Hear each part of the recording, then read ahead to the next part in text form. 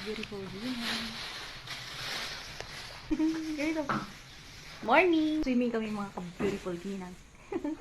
Punta kami ng Zambales. Tara let's, samahan nyo kami sa aming biyahe.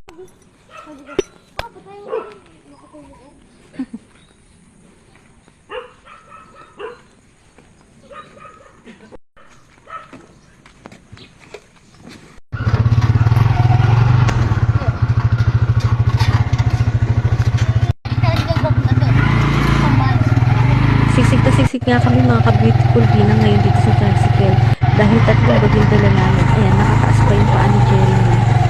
At dito nga po kami sasabay. Inadiko. Ito po yung kanilang sasakyan. At diyan kami sasakay. Nagbaon din ako ng nilagang itlog. Pang merienda po o pang ulam. Pagka kami kumain sa gitna ng daan. Dahil may mga pack lunch din po kami pagka kami ay nag-stop over papuntang Zambales. Wala. At dahil mahaba-haba pong biyahe, ito, meron kaming kutkutin na profit dito sa sasakyan mga ka-beautiful ginang. Mainam pang tanggal antok habang nagbabiyahe. And this is the part 1 of my vlog dito sa aming bakasyon sa Zambales.